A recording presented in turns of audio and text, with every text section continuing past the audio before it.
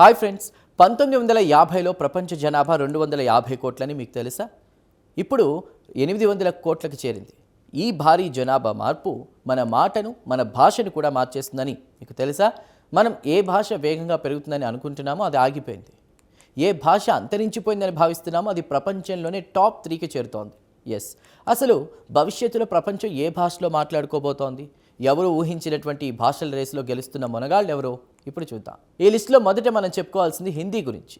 ప్రపంచ చరిత్రలో ఏ భాష సాధించిన అద్భుతాన్ని హిందీ సాధించింది. అవును, 2001 నుండి 2011 మధ్య, అంటే కేవలం 10 ఏళ్లలో హిందీకి అదనంగా 10 కోట్ల మంది కొత్తగా తోడయ్యారు. ఇది జర్మనీ మొత్తం జనాభా కంటే కూడా ఎక్కువ.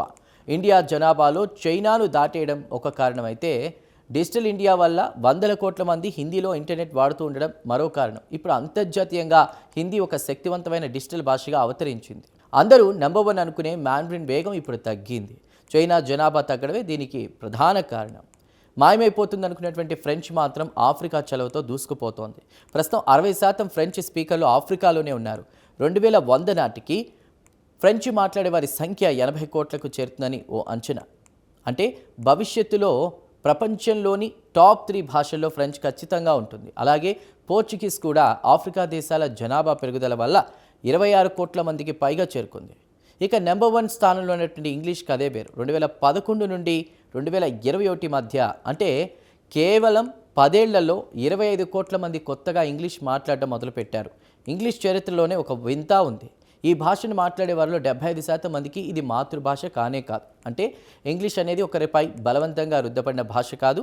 ఇంటర్నెట్, కంటెంట్, సైన్స్, బిజినెస్ కోసం ప్రపంచవ్యాప్తంగా 100 కోట్ల మంది తమకు తాముగా ఎంచుకున్నటువంటి భాష. ఇంగ్లీష్ మాట్లాడే దేశాల్లో జనాభా పెరగకపోయినా ప్రపంచం ఈ భాషను సొంతం చేసుకుంటోంది. అయితే మెయిన్ స్ట్రీమ్ మీడియాలో ఎక్కడా వినిపించని మరో 2 భాషలు ఇప్పుడు విస్ఫోటనంలా పెరుగుతున్నాయి. అవే స్వాహిలి, అలాగే నైజీరియన్ ఫిజిన్. తూర్పు ఆఫ్రికా దేశాల్లో స్వాహిలి ఇప్పుడు ప్రధాన అనుసంధాన భాషగా మారింది.